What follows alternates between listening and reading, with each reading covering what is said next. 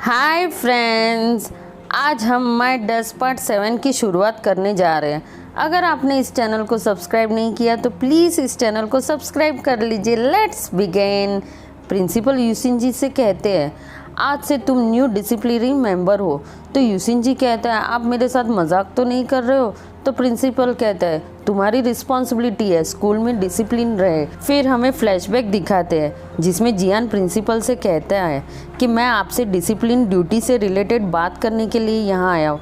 तो प्रिंसिपल कहते हैं, तुम ऐसे भी बहुत अच्छा काम कर रहे हो। तो जियान कहता है कि मुझसे भी कोई ज़्यादा अच्छा काम कर सकता है। तो प्रिंसिपल कहते हैं, कौन? जियान प्रिंसिपल को बुक दिखाता है जिसमें यूसिन जी को बहुत सारे रिमार्क मिले होते हैं और हमें प्रेजेंट में प्रिंसिपल यूसिन जी को कहते हैं, जियान ने कहा था जिस तरह से तुम्हारी स्कूल में रेपुटेशन है उस तरह जियान की नहीं है और तुम ही हो ना जो रूल्स तोड़ते हो। तो मैंने डिसाइड किया है कि जो भी रूल्स तोड़ेगा उसे पनिशमेंट के तौर पे डिसिप्लिन मेंबर बनना पड़ेगा। और यूसिन जी का मुंह उतर जाता है। यूसिन जी अपनी ड्यूटी कर रहा होता है। वो आके यूसिन जी से फ्लर्ट करना शुरू करती है और कहती है, अगर मैंने कोई रूल्स तोड़ा है तो मुझे बताओ। पर यूसिन जी को तो समझ में ही नहीं आता है और वो कहता है कि शायद तुमने मेकअप लगाया होगा। तो वो उसके करीब जाती है और कहती है, मुझे टच करो, मैंने मेकअप किया है कि नहीं। और यूसिन जी थोड़ा सा नर्वस हो जाता है और उसे कहता है, नहीं नहीं, तुमने मेकअप नहीं किया और तुम इतने करीब मत आया करो मेरे। उसे वहाँ से जाने के लिए कहता है। यूसिन जी पेन को स्टडी मटेरियल देता है और कहता है, तुम्हें इस एग्ज़ाम में हर कीमत पे फर्स्ट आना होगा। एग्ज़ाम का दिन आ जाता है तो मिस चैन क्लास में आई होती है। तो यूसिन जी सोच रहा होता है कि हर कीमत पर सियांची और जियान की डेस्कमेट जोड़ी को तोड़ना ही होगा और वो कैलकुलेशन करने लगता है। अगर पेन फर्स्ट आती है तो मुझे पेन के साथ में नहीं बैठना है, अगर जियान भी फर्स्ट आता है तो मुझे जियान के साथ में भी नहीं बैठना है। और ये सब सोच सोच के वो चिढ़ जाता है और वो उसके फ्रेंड को कहता है, तुम दोनों को लास्ट और सेकंड लास्ट प्लेस पे आना होगा, जिससे जियान और सियांची की जोड़ी भी टूट जाएगी और मुझे पेन के साथ में बैठना भी नहीं पड़ेगा। और पेपर शुरू हो जाता है। पेपर ख़त्म होने के बाद में हमें दिखाते हैं कि यूसिन जी बहुत खुश होता है। तो सियांची यूसिन जी से पूछती है, तुम इतने खुश क्यों हो? जब रिजल्ट आएगा तो तुम्हें पता चल जाएगा। जियान घर पे जा रहा होता है, कोई उसे छुप के देख रहा होता है। जियान मुड़ के देखता है पर उसे कोई नज़र नहीं आता है। वो घर पे स्टडी कर रहा होता है। कोई उसके घर की बेल बजा रहा होता है तो वो मोबाइल में देखता है तो उसे पता चलता है कि कोई स्टॉकर है। वो मैनेजर शाक को फ़ोन करके कहता है, आपको पता है आज कोई मेरा पीछा कर रहा था और अब वो घर के बाहर भी आ गया है। तो मैनेजर शाक कहते हैं, क्या मैं मैनेजर हैन को बताऊं कि वो शायद स्टॉकर फैन होगा? जियान मैनेजर को मना कर देता है और कहता है, इस मैटर को मैं अपने हिसाब से हैंडल करूंगा। पर इतने में स्टॉकर फैन वहां से चली जाती है। स्टॉकर फैन सियांची से टकराती है पर सियांची रिएक्ट नहीं करती है।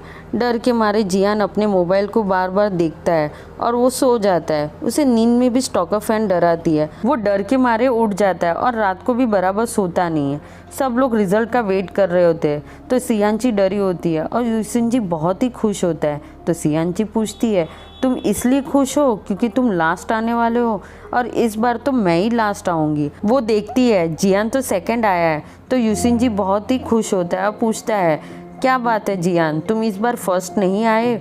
और हमें फ्लैशबैक दिखाते हैं जिसमें जियान देखता है कि पेपर लिखने के टाइम पे सियांची बहुत ही उदास होती है। तब जियान जानबूझ के गलत जवाब लिखता है। फिर हमें प्रेजेंट दिखाते हैं जिसमें यूसिन जी जियान से पूछता है, क्या तुम नेक्स्ट टाइम फर्स्ट आओगे? इतने में पेन कहती है, नेक्स्ट टाइम भी मैं ही फर्स्ट आऊँगी और वो जियान को ठसन देती है। जियान वहाँ से चला जाता है। इतने में सियांची का रिजल्ट आता है और वो सेकंड लास्ट आई होती है और वो बहुत ही खुश हो जाती है। तो यूसिन जी कहता है, कोई मुझे पकड़ो, मैं तो फेंट होता जा रहा हूँ। सियांची यूसिन जी को कहती है, मिस चैन ने तुम्हें ऑफिस में बुलाया है। मिस चैन यूसिन जी से कहती है, तुम इस बार भी लास्ट आए हो, मैं तुम्हारे पेरेंट्स से बात करना चाहती हूँ। और यूसिन जी कहता है, मैंने उन दोनों को 1 महीने से देखा नहीं और वो बहुत ही बिजी है। मिस चैन यूसिन जी के पेरेंट्स को फ़ोन करती है पर उसके पेरेंट्स अलग अलग रीज़न दे के फ़ोन रख देते हैं। यूसिन जी उदास हो जाता है। इससे पता चलता है कि उसके पेरेंट्स के पास यूसिन जी के लिए टाइम भी नहीं है। मिस चैन कहती है, अगर तुम्हें किसी भी हेल्प की ज़रूरत हो तो मुझे ज़रूर बताना।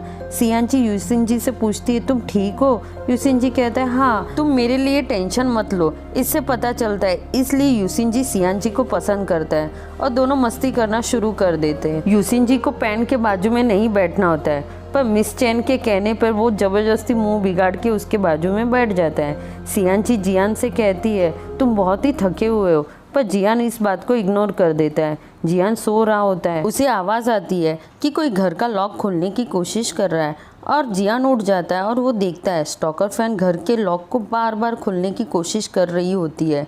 जियान वेट कर रहा होता है कि वो अंदर आए तो उसे मारेगा, पर वो अंदर नहीं आती है और जियान वहीं सो जाता है। दूसरे दिन जियान बहुत ही थका हुआ होता है तो लेक्चर ख़त्म होने के बाद वहीं सो जाता है। यूसिन जी सियान जी से पूछता है, चलो फिजिकल एक्सरसाइज का लेक्चर है, तो सियान जी कहती है, चुप रहो, तुम यहाँ से जाओ, और यूसिन जी मुंह बिगाड़ता है, पर जियान उठ जाता है। हमें दिखाते हैं जियान ग्राउंड में होता है और एक्सरसाइज कर रहा होता है। एक्सरसाइज करने के दौरान जियान गिर जाता है और इस तरह से पार्ट 7 का एंड हो जाता है। Bye bye.